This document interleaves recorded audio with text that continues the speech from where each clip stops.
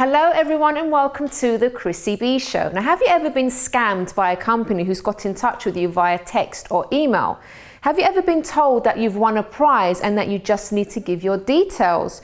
Or maybe you were promised something extraordinary in return for your services.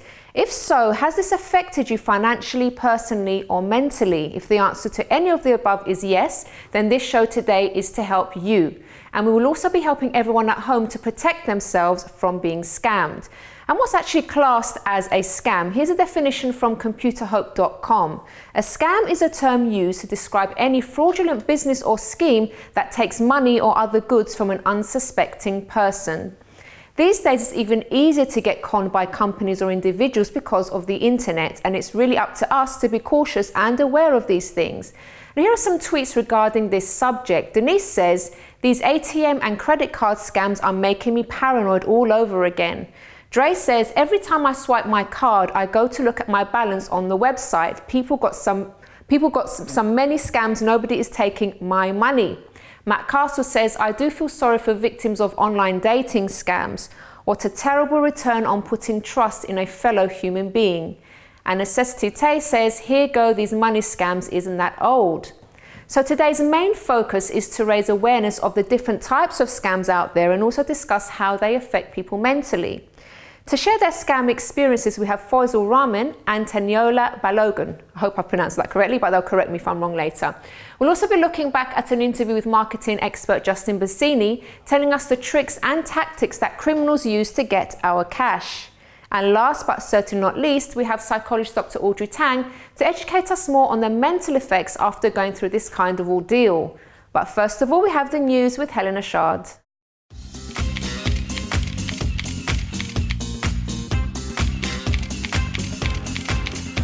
Welcome to the show, Helena. Well, we are discussing scams. Obviously, been going on for many years. From the beginning of time, I suppose, in some way or another. But it just gets different and more advanced. It does. We're very cyber-based now. But as the saying goes, for every good-hearted person on earth, there's always a scammer out there looking to take away everything they've ever worked for. It's just sad. Wow, isn't it? That's a bit pessimistic. No, it is, but it's real. Yeah, I think it's real. I think not pessimistic. It's you. If you know, you're aware. So I think that's the main thing. So there's a couple of unusual scammers I wanted to talk about to begin with, because it just goes to show if people can get away with certain things, that so many things can happen.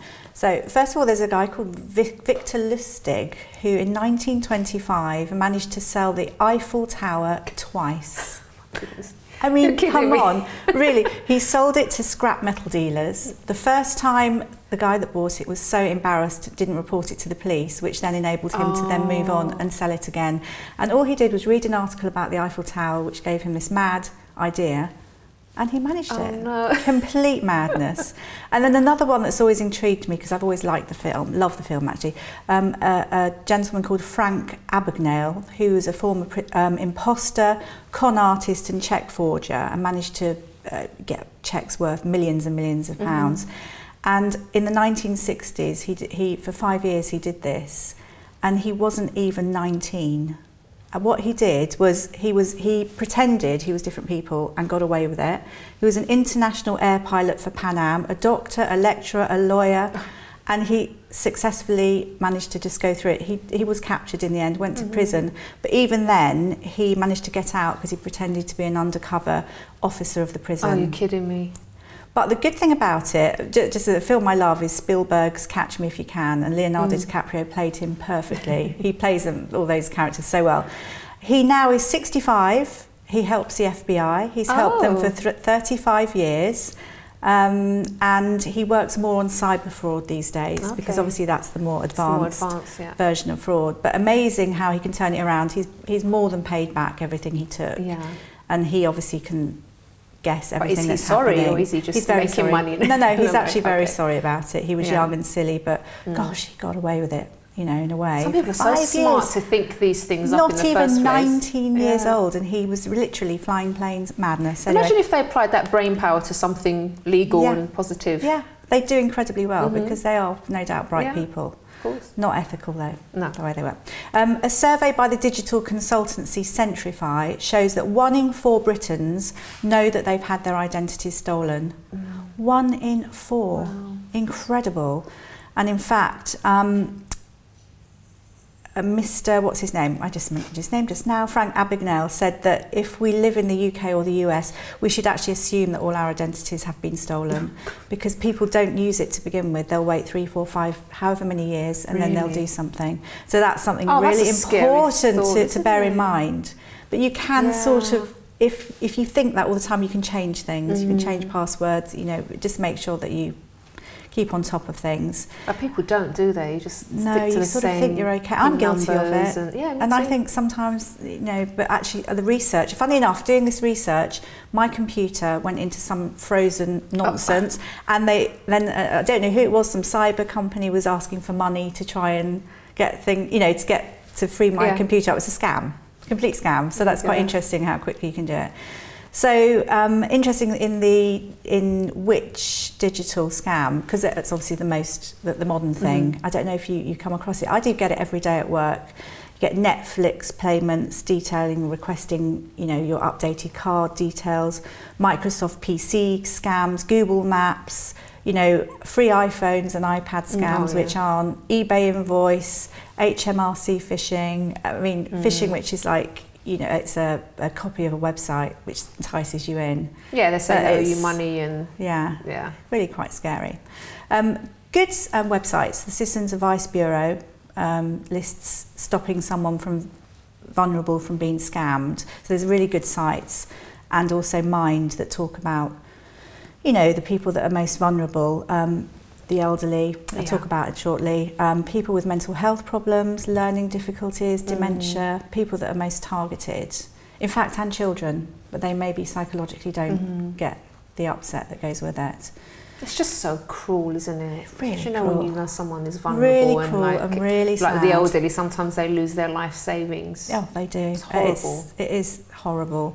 So avoiding scams and swindles, again on the website, it's, you know, identity fraud, as we mentioned, investment scams known as boiler room scams. Actually, The Wolf of Wall Street, Leonardo DiCaprio played him too, very good.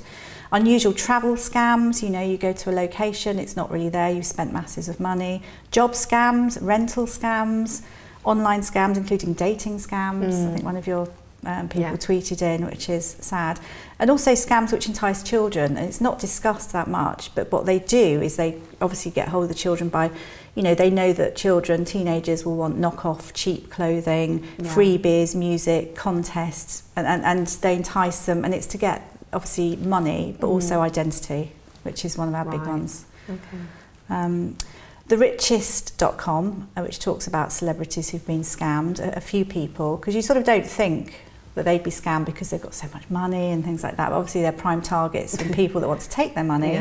True. Uma Thurman, who had a financial planner, Kenneth Starr, who stole money off of her, over $1 million, and she suddenly realised he'd stolen the money to really support his ex-stripper girlfriend's life. But he did get caught. I know, it's complete madness. I mean, he's got this great job and there he's stealing money. He gave her the money back by stealing money from someone else. He, in the end, was prosecuted and sentenced to jail, and, you know, good thing for it. Sting, again, he had a similar situation, but the main story about that was why didn't he notice? It went on for something like 10 years or something, which is... Robert De Niro was quite a sad one. He had 50 paintings painted by his father that he entrusted a well-known Lawrence Salander to sell. Lawrence did sell them and got a huge amount of money, but stole the money. And that was the end of that, which is quite sad, isn't it? And moving on to, we mentioned about the elderly, and there was a great article in The Guardian talking about how it can affect an elderly, you know, the elderly mentally wise, which was really sad. And the University of Chester were doing some research, and it's obviously everything, the whole feeling of having your whole life savings, which can happen. It can cause death, it can cause so much, but even small things like one lady was quoted, it affects, she basically lost her enthusiasm for everything, all her hobbies, her whole life. And at that age, you want to be relaxed and enjoying yourself. And so that's, I think I was watching really someone sad. on the news as well that was scammed, and she said one of the things was just that she felt really stupid after it. Like she felt she lost her confidence because she thought, how could I have fallen for something like that? And you know, these things happen sometimes, but people don't realise how much it does damage someone's and confidence. I think that whole feeling of, oh, how could I have been duped? That's why people don't report it. And it's so important to report it, absolutely. Just another also, over half of the people aged 65 and over have been targeted by fraudsters. And that was on Age UK's website. That's just huge, huge, and it's incredible. Moving on as well, this is slightly flip and a bit funny in a way. There's an elderly woman called Isabel Parker. This happened a few years ago, but she was known as the slip and fall woman. And she managed to get away with 49 claims. This was an insurance claim. I know it sounds silly, but she did manage to get away with it, which is just ironic because it just turns it around. But she was let off in the end, one, because she was elderly, and two, she had a gambling habit. But it was a very simple thing. Let people off, you know, because this story just reminded me of something, because you know how in Greek weddings, right? Greek weddings, they pin money onto loads and loads of money onto the bride and groom. And there was this old couple going around that no one knew. And this little couple, and they used to just invite themselves to any wedding that was happening. I think it was in Cyprus. And back home, no one actually questions, oh, who's this person? Because the weddings are normally really big. So they used to go around taking the money, stealing the money off the bride and groom, and they caught them on camera. They've done it. They used to go around to different weddings, and they caught them. I don't know what happened to them.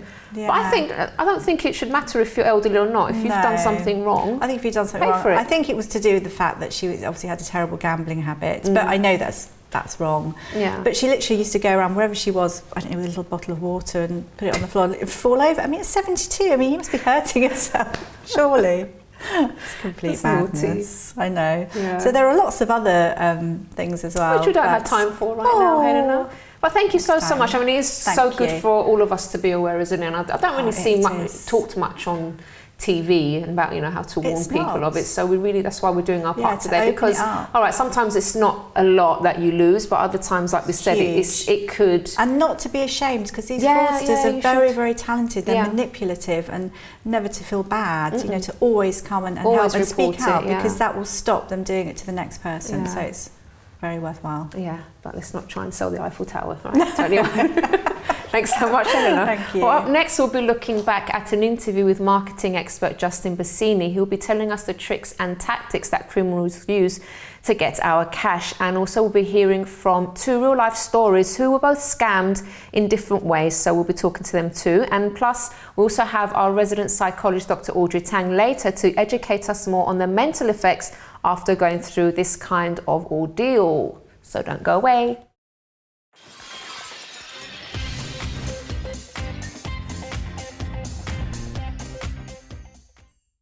Hi, I'm Chrissy B, and my show is all about improving your mental health and being happy. Join me every Monday, Wednesday and Friday at 10 p.m. on my channel Sky 203.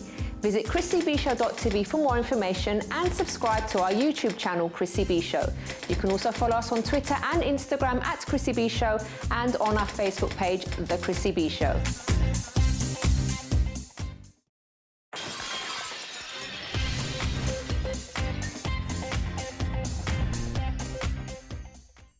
Welcome back to today's show, where we are discussing all the different types of scams out there and how they can affect people mentally.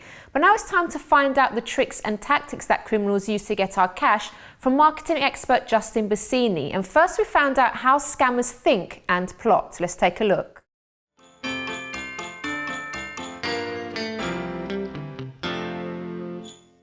Scams obviously are very, very popular. They are. People get sucked into so many things on a daily basis. That's right. Some people lose everything, which is really devastating for them. I mean, these people that are doing these things, they don't realise, or they don't care basically what they're doing to people. But there's people that, you know, their whole lives are destroyed because of something like this. Yeah, they don't care. I mean, basically a scammer thinks that you are just a walking wallet, and they're trying to get money out of you, and they're very, very sophisticated in the way that they do it.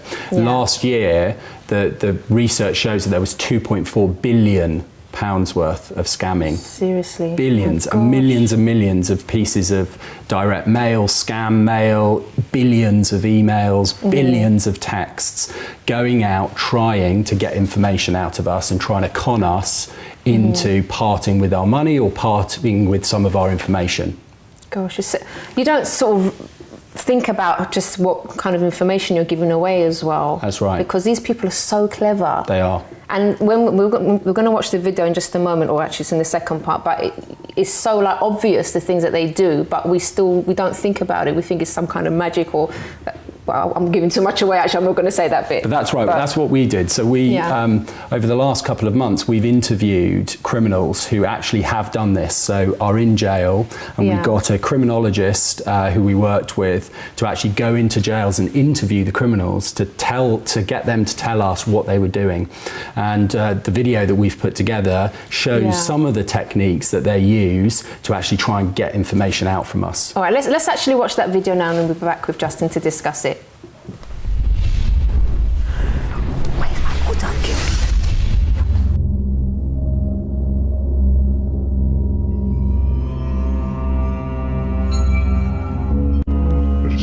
Site really that's got a load of people's personal information on it. You know, some sites are better than others, but 192.com is great for people like me. There's so many people on it, it's really easy to check people out and find their addresses and that sort of stuff, even their phone numbers. LinkedIn as well is good. I mean, the whole point of that website is to get everything you've done across to people you don't know. So Facebook, of course, everyone's putting their whole life on Facebook, LinkedIn. I mean, when you find out where someone works, you can call their work to check whether they're there or on holiday, easy. Or security question for something, maybe their work number. So it's a case of using all the little pieces of information and just stitching them together to build up a picture. The most important thing for me is to get information that can be used for security questions or passwords. You won't believe how easy people make it. You know, credit card companies have got security questions. One might be how many cardholders there are. If you know they've got a partner, a lot of people add them on as an extra cardholder. So you can guess it's going to be 2 cardholders. It's not difficult. And then things like first school, it's really easy to find out. Even things like favourite pet. You just got to have the confidence to call them up. Just tap away on the keyboard to make it sound official. Easy. I mean, one of my victims, they said that they could tell us from the bank because they could hear the keyboard in the background. It's ridiculous, really. People believe what they want to believe. If they think you're trying to help them, it's easy. If you're rumbled, you just move on to someone else. And sometimes I get people to confirm their card details over the phone, even the little security number on the back. I'll just make up purchases and ask whether they made them, and of course they hadn't, so they believe their card details have been stolen. And that gives me a whole window of opportunity to rip them off.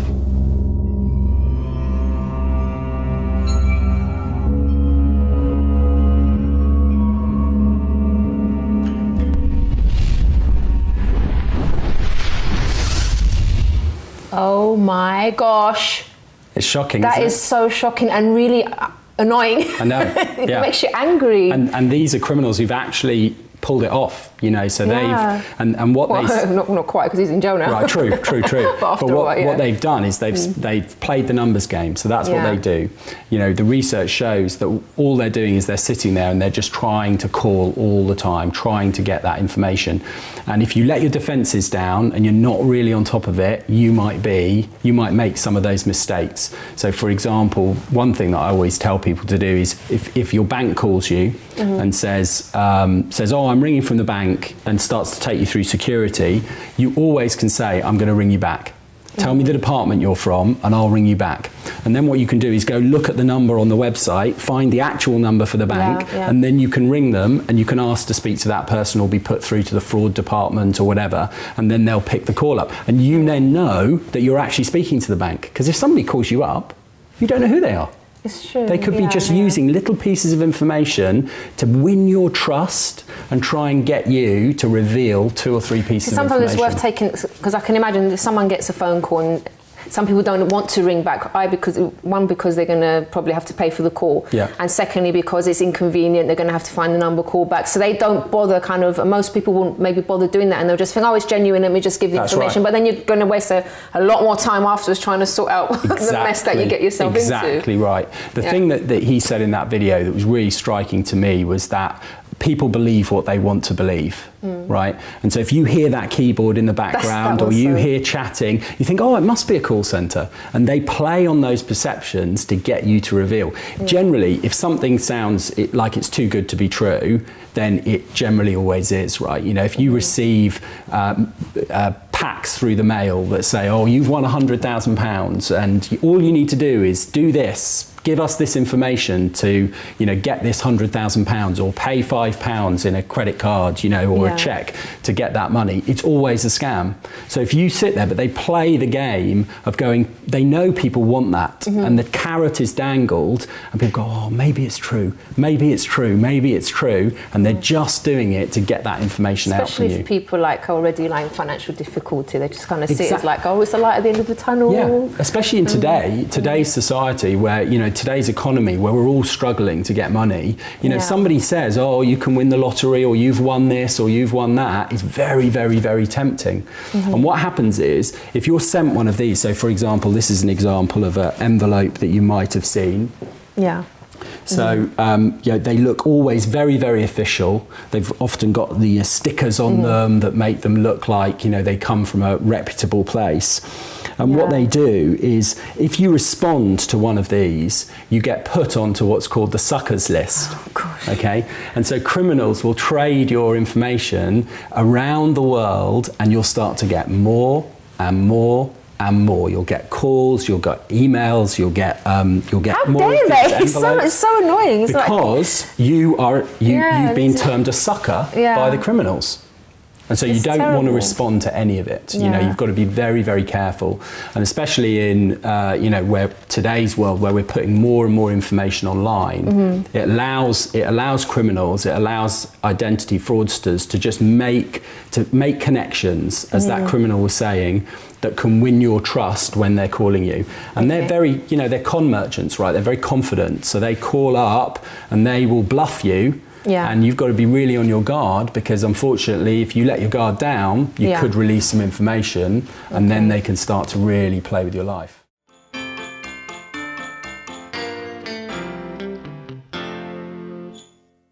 After the break, we're going to be hearing more from Justin, but now I'd like to welcome our first guest, Faisal Rahman, to tell us his scam story. Hello, Faisal. Thanks for joining us on the show today. Hi, thank you very much. Much pleasure.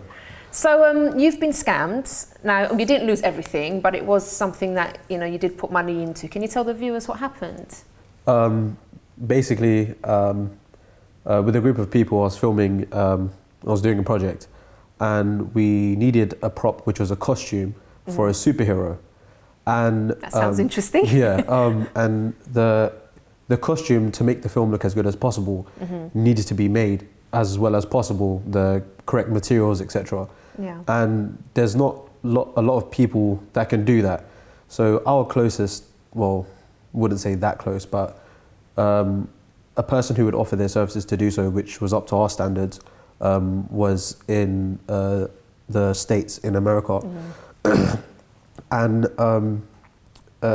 this person was offering to send the costume to us if we paid them a fee, and the fee was through PayPal. Okay. Yeah. Which isn't that supposed to be secure through PayPal? Yeah, it was, but this person It wasn't. Yeah. Did you not sort of think at that point, well, I don't really want to pay up front, this could be risky, or did you kind of just trust that?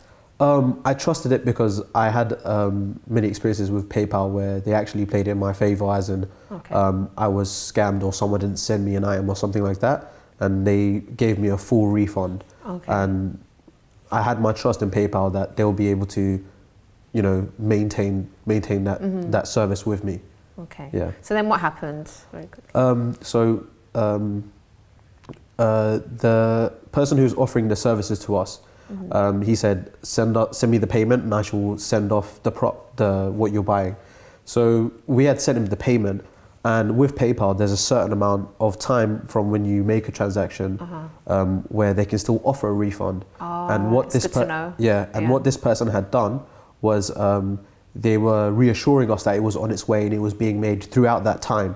And once that time was over, then he stopped replying to messages, and he no longer contacted us. When he didn't reply when we were trying to message him over the internet, we were trying to find out many ways he was in many ways trying to contact him, but we weren't deemed successful. No.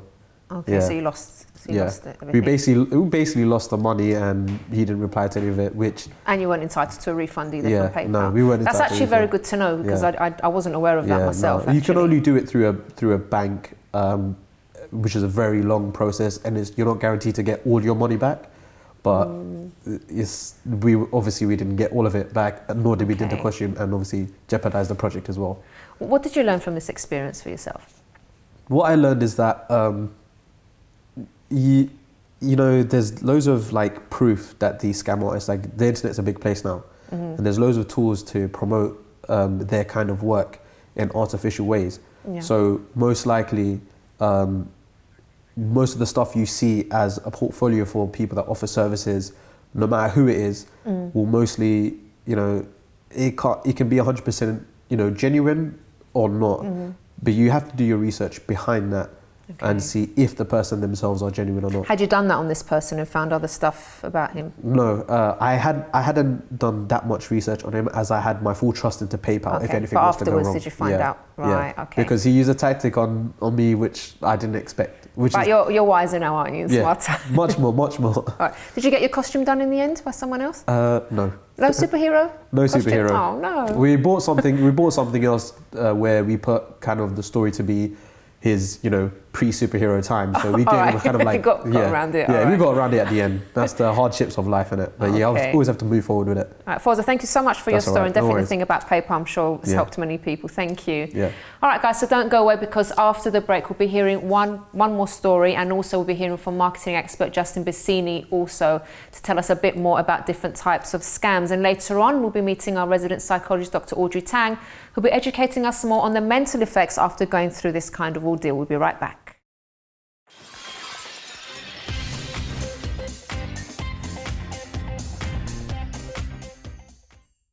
Hi, I'm Chrissy B, and my show is all about improving your mental health and being happy. Join me every Monday, Wednesday and Friday at 10 p.m. on my channel Sky 203. Visit chrissybshow.tv for more information and subscribe to our YouTube channel, Chrissy B Show. You can also follow us on Twitter and Instagram at Chrissy B Show, and on our Facebook page, The Chrissy B Show.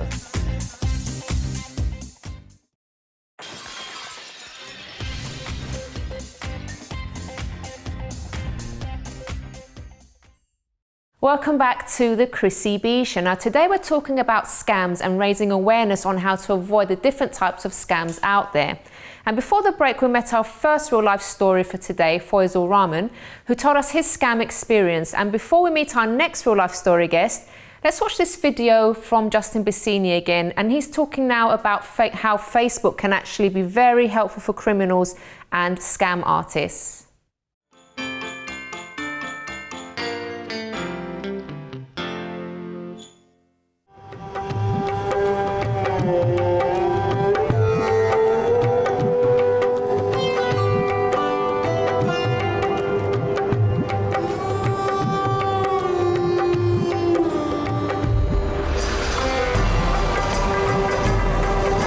Dag Fien.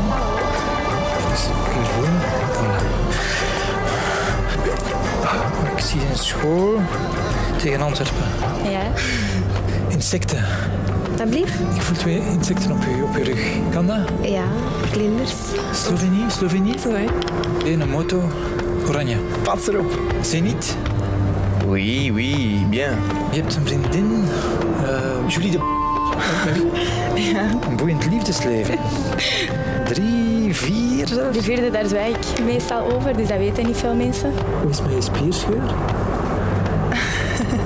Maison rouge, balkon, blanc. Ja.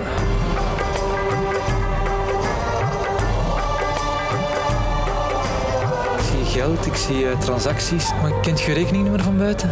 Ik denk dat ik het wel weet. Die staat wel negatief op je bankrekening. Ja? 9-7. Last month, you spent €200 on alcohol.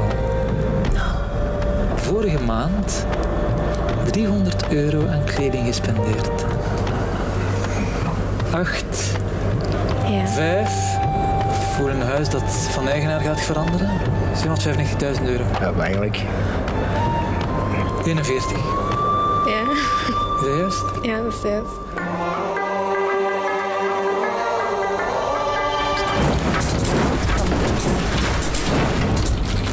Oh my god.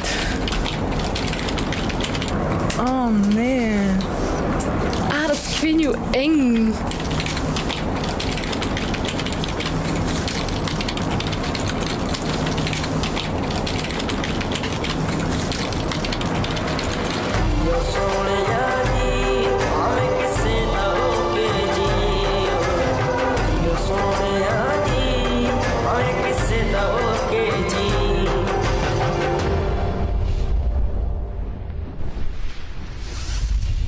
So it wasn't magic, he wasn't psychic, he just got all the information off Facebook and Twitter and all that stuff, gosh. Yeah, I mean, all of us today, right, we're putting everything onto Facebook and Twitter, and it is a rich source, and unfortunately the way that these services, especially Facebook, it's quite difficult to manage your privacy settings, you know, so you go into your privacy settings and there are hundreds of different options, and so it's quite difficult, and they make it quite difficult to actually shut down different aspects of Facebook.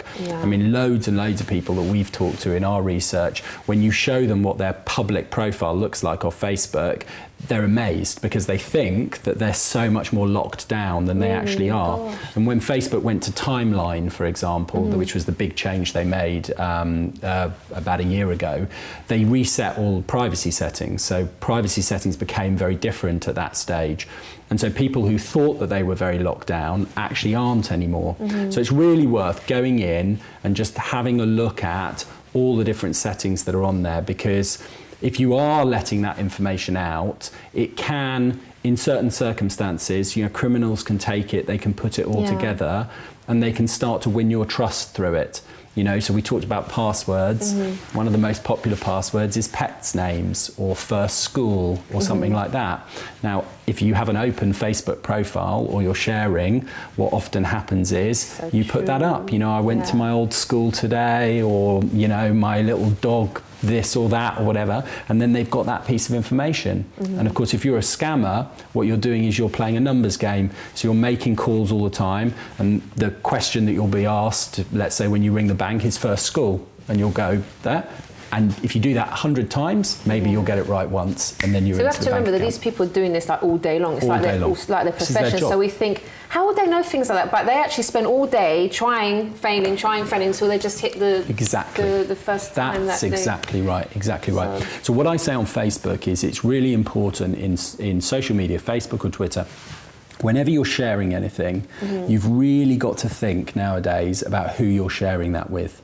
So when you're posting a photo through your iPad or your iPhone or on a computer, you'll always have that little thing that says who do you want to share it with, and you've got to be very, very careful that you pay attention to that, because if you don't pay attention to it, you could be releasing all this stuff out to your friends of friends and to wider, and so you've got to be really careful of that. So you've got to lock it down. Sort of innocent things that, oh, I'm going to be on holiday for 2 weeks, I can't wait for my holiday. You've just told basically burglars that you're not going to be at home as well. That's right. So even little things like that you think you won't actually want to share it with people, you want people to know that you're going on holiday, you're going somewhere exotic, but something like that they could just take and use against you as well. That's right. And we know, when we've talked to criminals, that if they are trying to target an area, they will start to build up an information profile on people, as we saw on the video, starting to put all that information together, because then it makes it easier for them to do what they want to do, whether that's burgle your house or rip off your identity or try and take a mobile phone or a loan out in your name. And so you've got to be very careful to basically lock down your profile. So you've just got these people studying your every move and what you're doing. It's scary. That's right. Well, it's part of our age, isn't it? I mean, because we all, part of Facebook and Twitter is we all sort of like to be minor celebrities and broadcasting what we're doing and having hundreds of friends. But with hundreds of friends comes a bit of risk. And they're increasingly sophisticated. So one of the things that we were told they were doing was for example, cloning Facebook profiles. So it's very easy to get somebody's photo, and let's say they're trying to get information on a potential victim. What they'll do is they'll put in a new profile. So to set up a profile on Facebook, you need no checks whatsoever. All you need is an email address, right? So if somebody was trying to set up a profile on me, for example, they would be able to set up an email address with Gmail, for example, my name plus an initial or something like that, or with another number on it, then take out a Facebook profile, be able to get my photo off the web, put that onto Facebook, and then they start to know who your friends are, so they'll look who your friends are on your real profile, and then start to ask for friend requests from your friends. And of course, if you see somebody coming into your profile, oh yeah, I know that person, I'll friend them, and suddenly they've got a link into one of your friends. And then that's how it starts to build. So they'll start to put a false profile together. How would you be aware of that, though, if you didn't someone didn't tell you? Or well, you've got to be. The key thing is that if you're asked for friend requests, you've got to be really careful. People, even if you sort of know the person, just go to that profile and have a look, and you'll be able to see, because they're often quite thin profiles. They'll only have a few friends, 1 or 2 friends, because it's starting, and they won't have many photos on there, and they won't, and you'll go, that looks a bit dodgy. That sounds a bit dodgy. Yeah. And then you can tell your friend, because that's the other thing that happens. If your account is hacked, often it's your friends that will tell you. So, for example, my Twitter account was hacked, and a friend of mine rang me up and said, oh, you're tweeting all these different links, all these sort of marketing links. Do you really mean to do that? And of course I didn't, but unless he told me that, I wouldn't have known. So then I went in, changed my password, and it was fine. I was getting these messages saying someone's posted some really horrible things about you on Facebook, for example, and I was like, okay, I'm not going to open the email, I'm not going to... That's right. But that's your friends, that's basically an account trying to get you interested and trying to click on those links. And then, of course, what those links do is they try and get more information out of you. So they try and suck you into the game of giving more and more information. Basically, any channel that's there, whether it's Twitter, whether it's Facebook, scammers will come onto it and try and use it for their ends. So you've got to be really careful to make sure that you're protecting yourself. And if you do simple things, have strong passwords, look at your privacy settings, most of the time you'll be absolutely fine.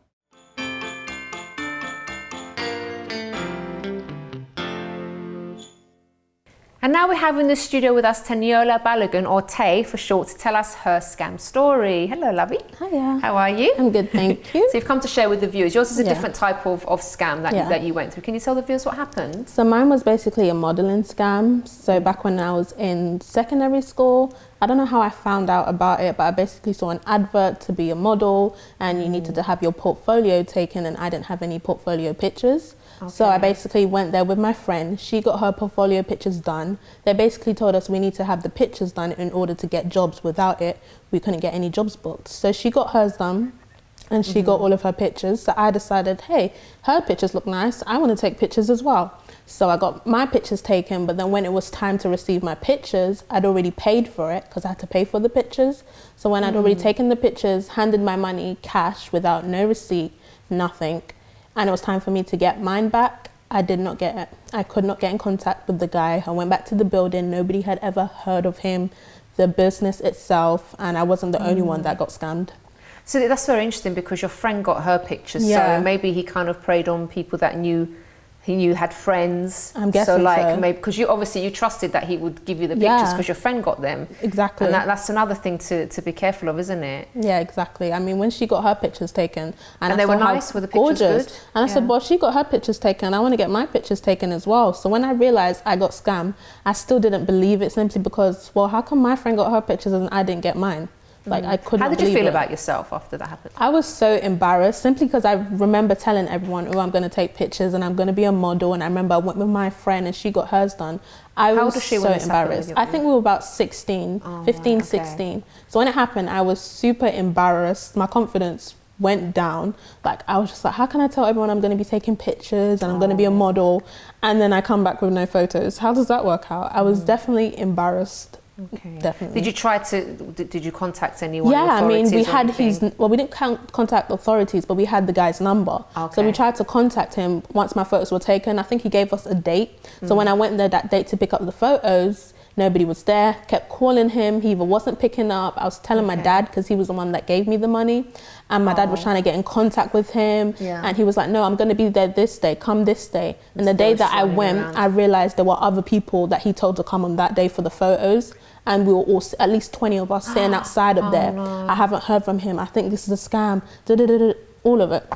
We all realised we basically all got scammed, because it wasn't just me sitting outside there. I'm not sorry to ask this kind of question, but did you kind of feel a bit better about yourself when you saw other people sitting there, so it wasn't just you? Yeah, I realised. I was like, because when I first told my mum about it, and because it wasn't her that gave me the money, but when I told her about it, she was shocked and she was kind of angry. So I felt like, okay, even though it's not just me, at least when I go home, I could be like, Mum, it wasn't just me. Like, loads of people got scammed as well. Because it does happen to a lot of people, like you said, because you're embarrassed. Sometimes you think, oh, it was just me, I was silly, I didn't think.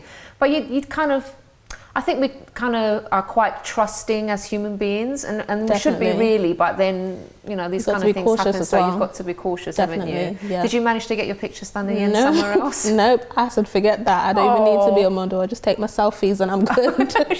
There you go, she does her own pictures. Take my selfies and I'll be fine. So thank you so much for sharing your story, and I'm sure that's a lesson for our viewers as well. Yeah, thank you. All right, guys, so if you've had an experience similar to Tay or Faisal, you can actually let us know about it by tweeting us at Chrissy B Show. You can also comment on our Facebook page, The Chrissy B Show. Now, up next is one of our resident psychologists, Dr. Audrey Tang, who'll be educating us more on the mental effects after going through this kind of ordeal. So see you in a bit, only here on The Chrissy B Show.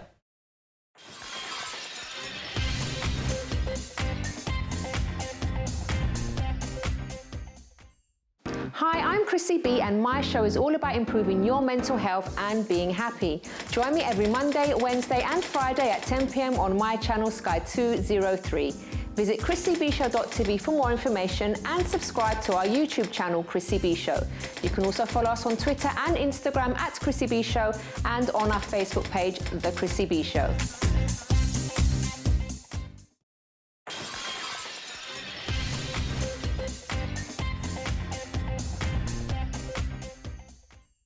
Welcome back to Scams Awareness Day here on the Chrissy B Show. So today we've been talking about all the different types of scams out there, and if you've missed any of that, don't worry, because in a few days' time it will be up on our YouTube channel Chrissy B Show. But now it's time to find out how people can get mentally affected by these types of ordeals, and to help us with that, we have one of our resident psychologists, Dr. Audrey Tang. Hello, Audrey. Hello, Chrissy. Thanks so much for joining us. Absolute pleasure. Thank you for asking me. So you heard Tay and Fazl's story, and Tay in particular mentioned that being scammed, even though it wasn't a huge amount, but it did affect her confidence. Well, it will. The problem is, it's not so much you feeling paranoid that you put your trust in somebody and then they've disrespected that, but it's also other people tend to label victims of scams as gullible or stupid or greedy, and that's actually untrue. The whole thing about scams is they seem so legitimate, and we're easily influenced purely because it plays on quite realistic things. A good example is just you may get conned by somebody in a uniform, because we are brought up to believe that somebody in a uniform is a person of authority, should be respected. So Audrey, obviously in the case of Fazl as well, he also went through something, and he was quite trusting because he would get his money back from PayPal. He had been scammed, but he would get the refund back. But obviously this scam artist knew, you know, the PayPal policies and managed to extend it. So then he did end up losing his money. Exactly, and that happens a lot on eBay as well. The whole problem is a scam artist is actually just very good at knowing the rules and knowing how to do it. And that's why we actually have to be quite careful with who we do business with.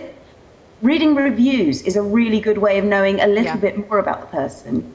So Audrey, in the case of someone that has lost everything, literally their life savings and stuff, how can that affect them, and how can they get past that, would you say? It's really important to seek counselling or seek support if you've lost everything, because you can feel it's very ashamed, you can feel as if you can't trust anyone anymore, and it's just really important to get it out there. Denying it is not going to help anybody. Research has actually shown that men, strangely enough, seem to be scammed more than women, especially when it comes to dating. And also, it doesn't matter what social class you are, what business you're in, you can still unfortunately be scammed by somebody who just takes your trust under their wing. Okay, Audrey, thank you so much for your interview, and we'll see you again very soon in the studio. Thank you. See you soon. Thank you. So there you can see, it does happen to a lot of people, and there's no reason for you to feel ashamed. Yes, so probably you will feel a little bit silly because it's happened, but we've seen stories, as Audrey's spoken about as well. You heard in the news earlier with Helena. It does happen a lot, but it's just for us to be aware. And if you have lost a lot and it's affected you, please then also talk to professionals if you need to. And, I'm sure you can get past that. Don't let it ruin your life, please. All right, guys, so we are reaching the end of today's program, but let's take a look back at something else that Justin Basini taught us.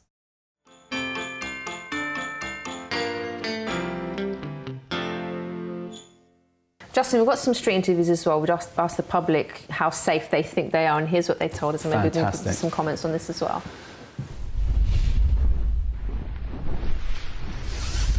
Good evening, Chrissy. I'm once again on the streets to find out public opinion about tonight's topic. In this day and age where we use the internet for just about anything, just how safe are we with our personal details online? Let's ask the public to find out. How much information of yourself do you think you reveal online? Almost everything. Because when I get bored, I tweet, so. I don't share anything like what I live or my number or anything, but I'd share probably what I'm doing and stuff like that. Too much that I should, because I put my number on and stuff, so someone could easily just like ring me up or I don't even know. So more than I should, really. I've not got my number on, but I've got like my school, where I live, but I've not really thought about how safe it is. It highly varies depending on like who we're talking about. Say to my close friends, they can see more than other friends, like pictures, but I don't really post any other information about telephone numbers unless they ask me directly, and I can control what goes on my profile and what doesn't, so I think I'm very much in control. I think Facebook is a big one actually, where you sort of put all your personal information on there, but I do feel quite safe because you can put passwords and block people out, so if you're careful with it, then yeah. No, yes, but I'm still very careful what I do. I still don't trust it implicitly, Very careful of what I do, and so far I've been lucky. I hardly put anything to do with money on the internet apart from, say, PayPal, something like that. Hopefully that's reliable. I've used it for a few years. It seems to have had one lapse so far, so I don't use telephone banking because I'm a certain age that prefers bits of paper, but stuck in the past. I have given out my number and my email address and my address quite often, whether it being Facebook or online shopping. Do I feel secure giving them? Yeah, I've received quite a lot of texts and things since I've given it out, but I still feel pretty secure. Only my name, my surname, and the date of my birthday. No, no, I do not. I can't stand it. Oh, I hate the culture of it. I think it's really dangerous. I think people have no sense of boundaries, no sense of privacy. There's this idea that you have all these friends. They're not friends. Friends are people you meet, you spend time with. And there we have it. Some people have been safe in using online, and while others have not been. What about you, Chrissy? How safe are you in using the internet? Back to you in the studio. Thanks, Excel. I'm pretty safe, I think. I actually didn't have a Facebook account. Well, I had one and I closed it, and then when we started this show, I thought I better open another one. So I'm quite careful. I do put sort of personal stuff on Twitter and stuff about what I'm doing, but I don't think I reveal any information.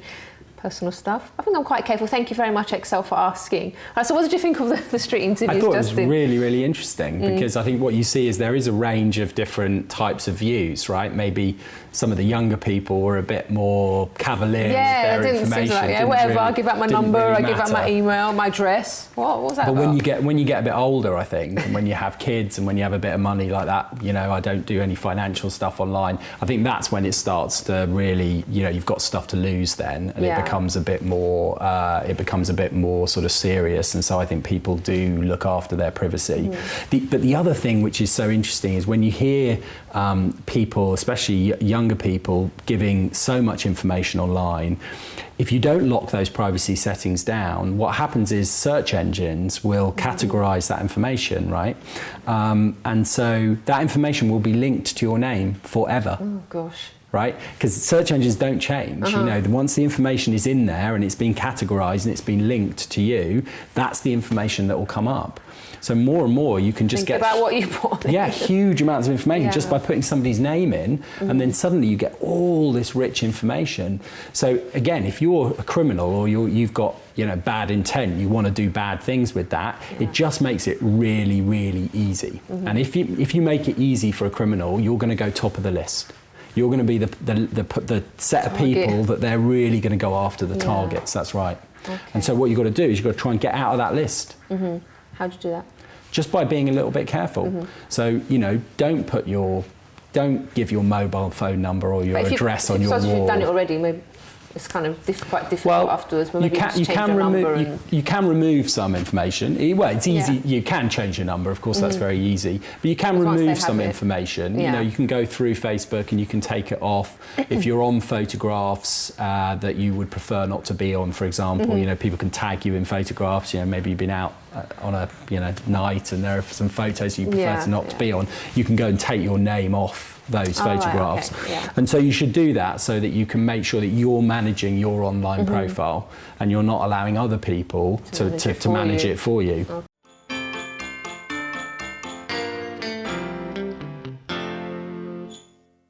Well, guys, we have reached the end of today's program, but if you have anything that you'd like to share, maybe you've been through something similar, or maybe you want to get in contact with us to let us know a topic that you'd like to see covered on this program, you can tweet us at Chrissy B Show. You can also leave a message on our Facebook page, The Chrissy B Show, and you can also visit our website and get in contact from there, chrissybshow.tv. Until next time, bye for now.